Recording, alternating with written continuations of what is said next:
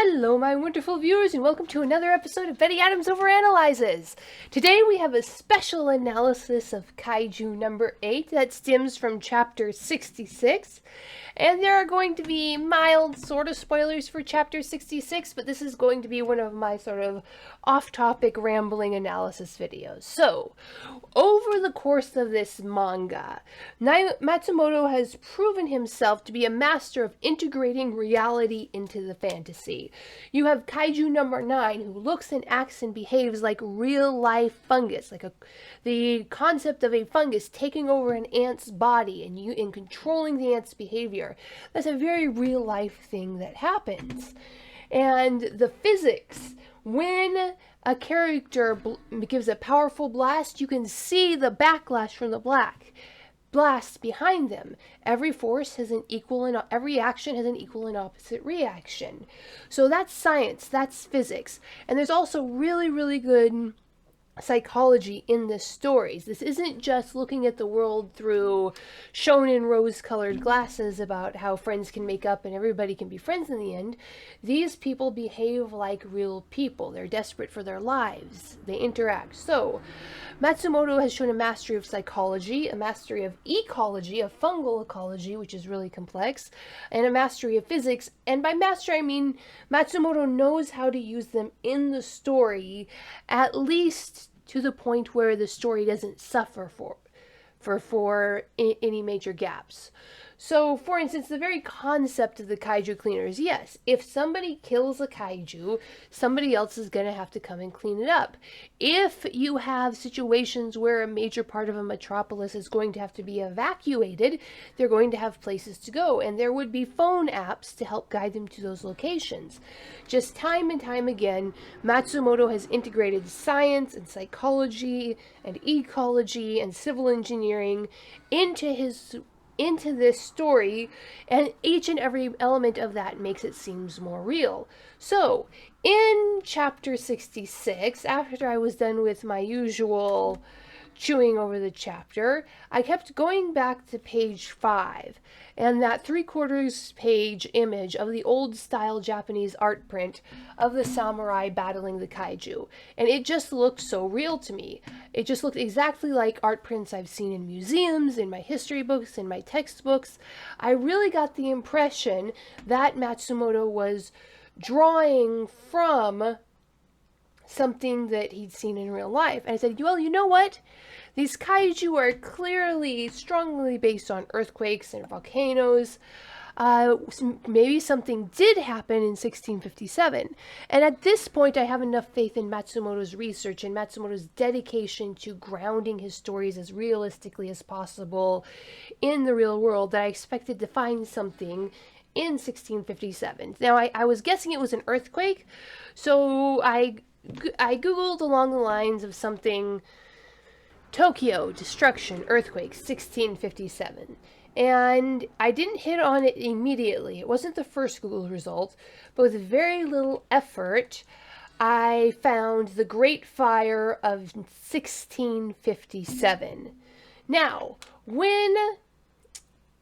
let's go back to chapter 66. Listen to how Vice Captain Hoshina describes this, or rather Kafka and Vice Captain Hoshina. In 1657, it was a part of a major cataclysm that reduced the Kanto area and the majority of Edo to cinders. So obviously this is a fire that's going on. And the damage was so great it's featured in textbooks. Back in those days, they had to fight kaiju in a much more primitive manner than we do now. The biggest watershed battle at the time took place right here, and this is at the fictional Ryuni Shrine they're standing at. More slayers fell here than at any other point in history. And then it goes on with the combat training and the story. But think of that imagery, fire, more people dying than at any other time in history. A flame that reduced the Tokyo area just to cinders. So what actually happened in 1657? Well, I went online and I found out on the website Japan Today. It's in the lifestyle section. It talks about how the Great Fire of 1657 shaped modern Tokyo. So this is what would be the Kanto region as referenced in the manga. So today we think of Tokyo as this modern pillar of industry, which it is.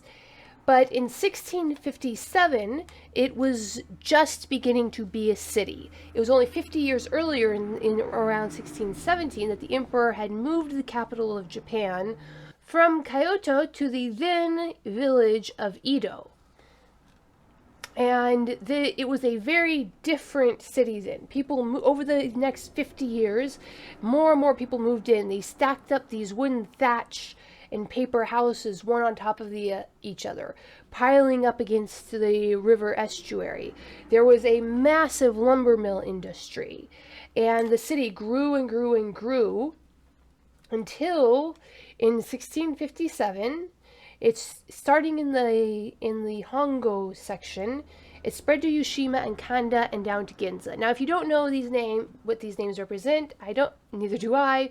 But basically, just like the Great San Francisco Fire, you have a small fire that just went wild through the city because the city was essentially built of wood and was super crowded. At the time, they did not have any sort of centralized firefighting force. The wealthy areas where you had mansions did have private firefighting forces, but they did not have the technology or the skill or the numbers to take out a fire of this magnitude. And the fire raged for 3 days, blown through the city by gale force winds. It's estimated, or rather calculated, that the population of Edo was 400,000 when this fire started. But by the time the fire was out, they were looking at 100,000 deaths. So at least a quarter of the population of this major city was dead. And there are, as with many of these tragedies, there are like sayings that live on past the tragedy. Like the Kanda River was piled so high with corpses that you could walk across it, that the river appeared to be dry land. Now, in the wake of the fire, you have the shogun issuing a string of decrees to address the causes of the fire. So, after the fire, a firefighting force was put in place. And because you only had a few private ones before this, 500 of the magnificent mansions that made up the city were burned to the ground. So at this point, they developed fire wardens for every single neighborhood and organized teams of volunteer firefighters. And as an interesting note in this article, it says these forerunners of the fire brigade not only became the backbone of the community, they also played a key role in the origins of the Yakuza, or Japan's mafia. That's an interesting side note. So what you have was an entire city being rebuilt, but along the lines of fire prevention. The feudal lords' mansions were built further away from the main empire, from the imperial palace, from the main castle, that is. And you have a bunch of temples and shrines, much like the fictional shrine we see in the manga, that were incinerated. Over 350 temples and shrines were incinerated. So now you see there's a ring of shrines, again, spaced out further apart to prevent the spread of fire. And the timber yards, full of wood and chip shavings that must have gone off like a bomb, those were moved across the river and put into a fishing village where if anything caught fire, either the timber yards would be preserved, or if the timber yards caught fire, it wouldn't catch the rest of the city on fire. And this later became a massive town and city in its own right. Now, one of the terrible things that caused this massive death toll was there was a bottleneck at the foot of a bridge.